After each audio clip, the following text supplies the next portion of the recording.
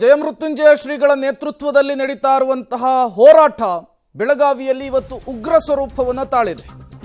2A ಮೀಸಲಾತಿಗಾಗಿ ಪಂಚಮಸಾಲಿಗಳ ಮತ್ತೊಂದು ಸುತ್ತಿನ ಹೋರಾಟ. ಬೆಳಗಾವಿಯ ಸುವರ್ಣಸೌಧಕ್ಕೆ ಮುತ್ತಿಗೆ ಹಾಕಲಿಕ್ಕೆ ಯತ್ನ ಕೂಡ ಆಗ್ತಾ ಇರುವಂತಹದ್ದು. ತಡೆಯೊಡ್ಡಿದ ಪೊಲೀಸರ ಮೇಲೆ ಕಲ್ಲು ಚಪ್ಪಲಿ ತೂರಾಟವಾಗಿದೆ. ಪೊಲೀಸ್ ಕಾರಿನ ಮೇಲೆ ಕಲ್ಲನ್ನ ತೂರಿದ್ದಾರೆ ಹೋರಾಟಗಾರರು. ಪಂಚಮಸಾಲಿಯ ಪ್ರಮುಖ ಹೋರಾಟಗಾರರನ್ನ ಪೊಲೀಸರು ವಶಕ್ಕೆ ಪಡೆದುಕೊಂಡಿದ್ದಾರೆ.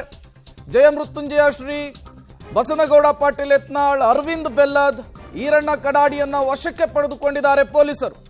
ಪರಿಸ್ಥಿತಿಯನ್ನ ಶಾಂತಗೊಳಿಸುವಂತಹ ನಿಟ್ಟಿನಲ್ಲಿ ಹರಸಾಹಸ ಪಡಬೇಕಾದಂತಹ ಪರಿಸ್ಥಿತಿ ನಿರ್ಮಾಣವಾಗಿದೆ.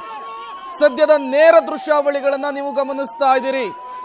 ಒಂದು ಕಡೆ ದೊಡ್ಡ ಮಟ್ಟದ ಹೋರಾಟ, ಮತ್ತೊಂದು ಕಡೆ ಪ್ರತಿಭಟನಾ ನಿರತರನ್ನ ನಿಯಂತ್ರಿಸುವಂತಹ ನಿಟ್ಟಿನಲ್ಲಿ ಪೊಲೀಸರ ಹರಸಾಹಸ. ಈಗಾಗಲೇ ಸ್ವಾಮೀಜಿ ಸೇರಿದಂತೆ ಪಂಚಮಸಾಲಿ ಸಮುದಾಯದ ಹಲವು ಮುಖಂಡರನ್ನ ವಶಕ್ಕೆ ಪಡೆದುಕೊಳ್ಳುವ ಮೂಲಕ ಪರಿಸ್ಥಿತಿಯನ್ನ ತಿಳಿಗೊಳಿಸುವಂತಹ ಕೆಲಸ ಆಗ್ತಾ ಇದೆ. ಆದರೂ ಕೂಡ ಕ್ಷಣದಿಂದ ಕ್ಷಣಕ್ಕೆ ಪರಿಸ್ಥಿತಿ ಬಿಗಡಾಯಿಸ್ತಾ ಇದೆ, ಉದ್ವಿಗ್ನಗೊಳಿಸ್ತಾ ಇದೆ. ಇದೇ ವಿಚಾರಕ್ಕೆ ಸಂಬಂಧಪಟ್ಟಂತೆ ಪೊಲೀಸರು ಪರಿಸ್ಥಿತಿಯನ್ನ ಹತೋಟಿಗೆ ತೆಗೆದುಕೊಳ್ಳುವುದಕ್ಕೆ, ಶಾಂತಿಯನ್ನ ಕಾಪಾಡೋದಕ್ಕೆ ಈಗ ಲಘು ಲಾಠಿ ಪ್ರಹಾರವನ್ನು ಕೂಡ ನಡೆಸಿರುವಂತಹದ್ದು.